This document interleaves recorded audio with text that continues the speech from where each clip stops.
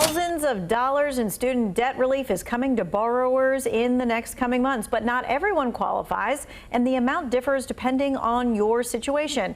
There are so many questions surrounding the loan forgiveness plan that we're bringing in an expert.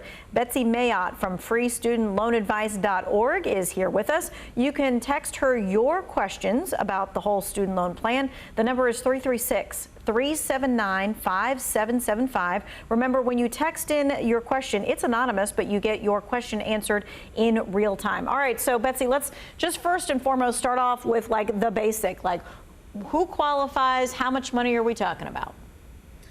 So federal student loan borrowers qualify, and what it appears to be is for federal student loan borrowers that have an adjusted gross income of under $125,000 for a single filer, or $250,000 for a married couple or head of household. They can get up to $10,000 forgiven on their loans, and that goes up to $20,000 if they ever had a Pell Grant in their financial aid history.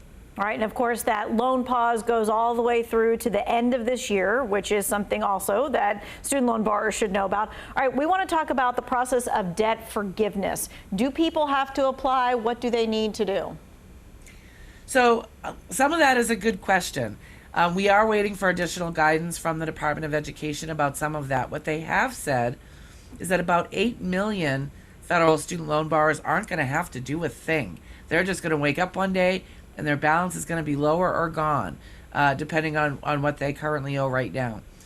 But there are going to be another several million that will have to apply. And while we don't know exactly what that process is going to look like, we do know that the Department of Ed has been very thoughtful about it to ensure that it's as simple as possible and doesn't create a barrier. Borrowers can actually sign up for updates of when this process is available at studentaid.gov, and they'll be notified. We're told that process will be made available in October, and that's when people will be able to start, if they have to apply at all, will be able to start sending in those applications. Yeah, that's key. That's studentaid.gov. There are so many texts, emails, calls, and all kinds of other things swirling around that really are not the real deal. Exactly, and I'm so glad you said that. Unfortunately, the very day it was announced, we started to see the scammers taking advantage of the Biden forgiveness and calling people and telling them that for a small fee, they can get it for them. I hope all of your viewers, if they get a phone call like that, make very loud noises into the phone and hang up and report it to the Federal Trade Commission. All right, we want to make sure that you hear that loud and clear. You should not be paying any kind of fee to get your loan forgiveness. All right, let's talk about those Pell Grant recipients. They get more debt forgiven. How can people find out, make sure whether they have one or don't have one? Another great question, because a lot of people don't remember whether they ever got a Pell Grant or not. Once again, studentaid.gov is your ticket.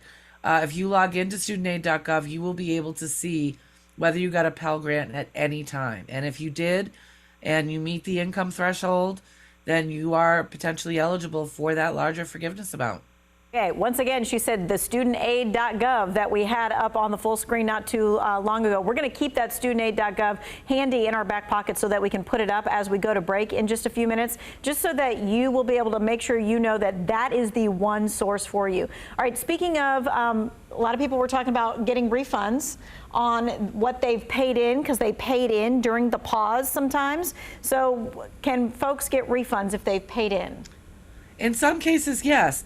So if your loan was eligible for the COVID pause, now that pause started on March 13th of 2020, and if you've been not due for a payment since then and been enjoying a 0% interest rate since then your loan's eligible for the COVID pause.